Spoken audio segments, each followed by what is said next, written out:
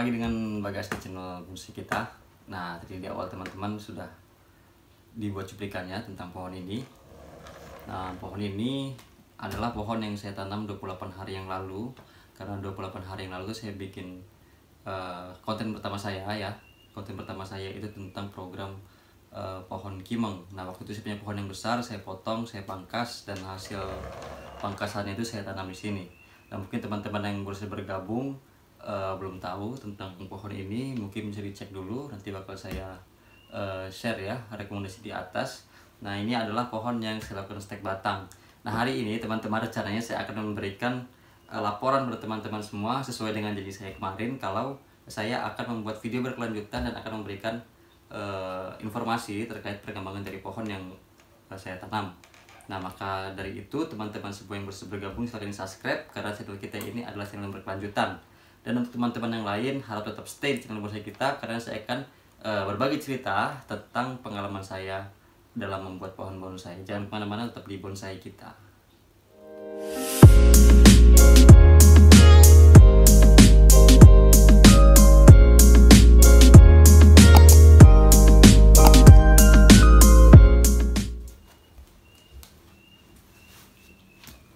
Oke, jadi usia pohon ini teman-teman ini 28 hari ya dari awal saya menanam, dan alhamdulillah ini pohon sudah tumbuh terubus banyak sekali.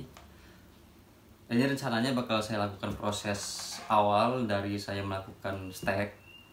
Ini bakal saya pruning nantinya. Kemudian ada beberapa bagian yang akan saya potong. Mungkin ini yang bakal saya potong. Nah, kenapa ini saya potong? Karena ini bentuknya nggak jelas, maka langsung saya rapikan.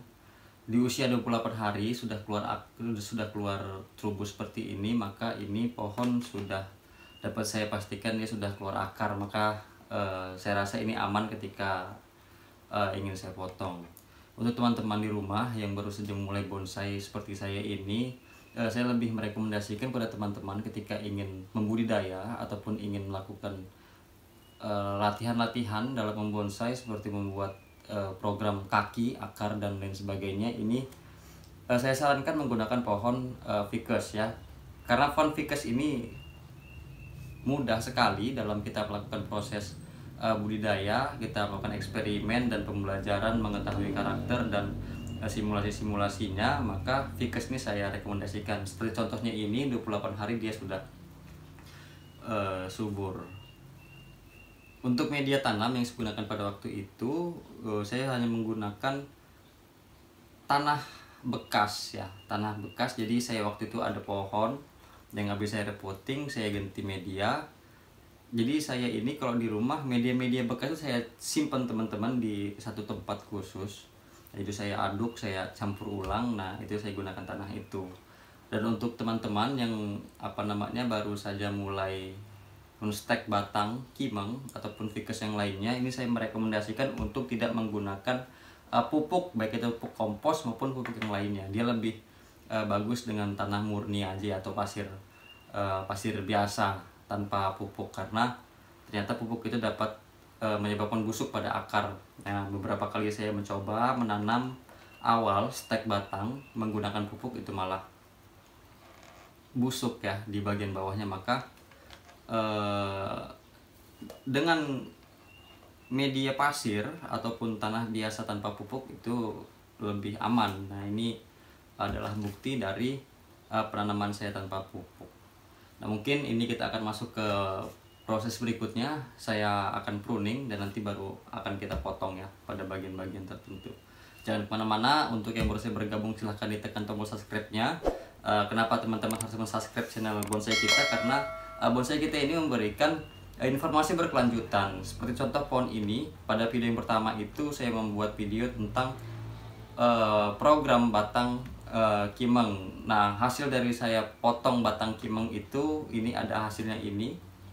Dan itu saya jadikan video kedua saya tentang stek batang kimeng. Nah, ini dalam waktu 28 hari saya melakukan update lagi tentang perkembangan dari pohon ini. Nah, maka untuk teman-teman pemula seperti saya, kita harus belajar bersama-sama, belajar bareng-bareng tentang bonsai. Ikuti terus perkembangan dari bonsai kita, karena kita akan banyak mengeksplor, berbagi pengalaman, berbagi cerita tentang membonsai. Jangan kemana-mana, tetap stay di bonsai kita. Ya oke. Jadi pada video sebelumnya juga saya sudah buat video ya teman-teman pada beberapa waktu yang lalu tentang pruning bonsai kimeng, cara mengatasi hama untuk pohon kita ya. Nah ini sama, ini kasusnya hamanya ini masih kutu putih karena pohon ini adalah satu induk ya. Jadi saya waktu itu beli dari teman saya pohon kimeng yang agak besar. Nah terus itu saya buat indukan. Nah ternyata pohon itu kena hama kutu putih. Jadi karena satu induk maka ya nempel semuanya. Jadi ini adalah cara yang kita lakukan agar kutu putih itu dapat hilang. Mungkin teman-teman bisa cek ya di konten saya sebelumnya, itu penjelasan lebih detail tentang kutu putih.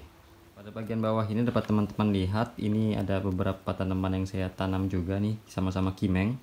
Nah ini adalah metode atau cara gabung batang kimeng. Nah jadi ini kenapa saya tempel begini, saya khawatir ini nggak ada tunas yang tumbuh, maka ini bakal jadi pendorong untuk tumbuh. Nah nanti ini ke depan juga bakal kita rapihkan ya, biar dapat maksimal dia dalam proses penempelan. Karena ini masih dalam program stek batang, maka belum saya program untuk penggabungan dari batang kimeng ini ya teman-teman. Mungkin nanti bakal saya buat video lanjutannya terkait dengan perkembangan pohon ini.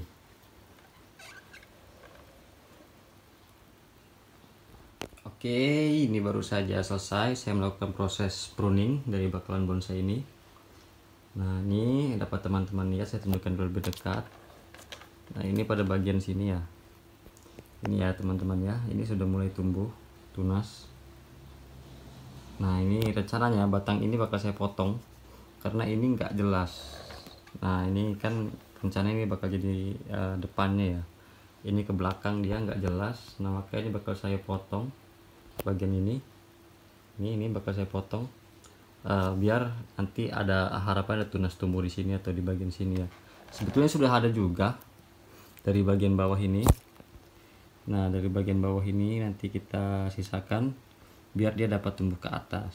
Nah jadi biar dari awal kita sudah menyiapkan ya seperti apa model pohon yang akan kita buat ini. Ini rencananya semua pohon kimeng ini bakal saya buat gaya formal. Cuman ada juga yang ada satu pohon yang sudah saya buat untuk gaya cascade. Nah mungkin nanti akan saya buat videonya pada teman-teman. Oke, tetap stay, ikuti perkembangan dari bonsai kita.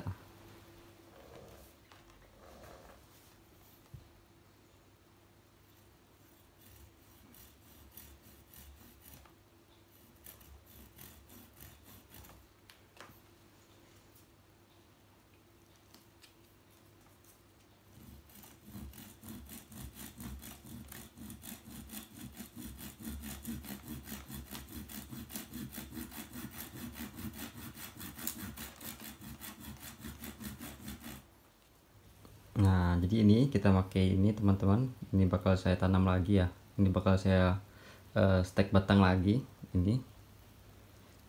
Dan untuk yang ini kita menggunakan ini sebagai dorongan tumbuhnya. Ini saya sisakan yang kecil ini harapannya dia jadi dorongan untuk tumbuh. Nah kalaupun nanti ada yang enggak kita inginkan ataupun ada bagian lain yang tumbuh dan itu yang kita inginkan untuk tumbuh, nah maka itu yang kita pakai. Nah cuman kalau saya sih harapannya ini bisa tumbuh di bagian sini ya. Nah bagian sini dia tumbuh, kan sini ada ini tangan pertama, sini yang kedua. Nah cuman ntar 2-3 bulan ke depan akan saya report pada teman-teman semua hasil dari pohon kimeng ini. Mudah-mudahan ini dapat tumbuh seperti yang kita harapkan. Nah untuk tanaman bakalan yang ini saya sudah mempersiapkan. Ini dapat teman-teman lihat, ini saya menggunakan pasir biasa, pasir murni ya. Ini pasir murni yang saya dapat dari pinggiran-pinggiran rumah saya. Nah ini kita pakai untuk media penanaman stek batang kimeng.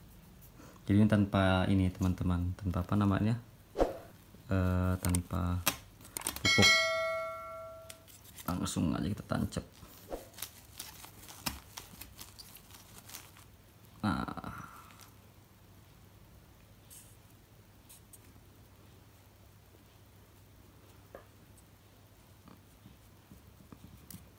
jadi kalau untuk awal penanaman seperti ini kimeng, saya sarankan apa namanya, ini agak dalam ya kita nancepinnya. Nanti ketika dia sudah tumbuh sekitar 2-3 bulan ke depan, kita angkat, baru kita agak sedikit naikkan akarnya, karena ficus ini dia lebih cepat tumbuh perkembangannya ketika akarnya ini di luar, agak keluar sedikit, bukan di luar ya, agak keluar sedikit, agak muncul. Nanti saya akan tunjuk kepada teman-teman seperti apa maksudnya di konten berikutnya. Oke, jadi itu tadi teman-teman, beberapa tahapan yang saya lakukan terhadap perawatan stek batang kimeng yang saya miliki. Jadi pada prinsipnya begini, untuk pohon kimeng ataupun ficus yang lainnya kita hanya cukup membeli satu babon aja ya, atau satu induk. Nah, kita bisa melakukan stek-stek seperti ini lebih banyak. Nah, begitupun apa namanya, kimeng atau ficus benjamin ataupun Taiwan dan lain sebagainya, itu mudah untuk dilakukan proses stek. Nah, harapannya teman-teman di rumah yang ingin mencoba untuk membudidaya, saya menyarankan untuk pohon ficus ya, budidaya stek itu cukup mudah. Jadi cukup beli sekali kita bisa membudidaya dan kita punya banyak koleksi bakalan bonsai. Mudah-mudahan video yang saya sajikan pada hari ini bermanfaat untuk teman-teman pemula seperti saya. Nah, kita emang harus terus belajar. Saya butuh kritik dan masukan dari teman-teman semua agar konten kita ini dapat terus berkembang. Sampai ketemu lagi di konten berikutnya. Salam satu hobi, salam bonsai.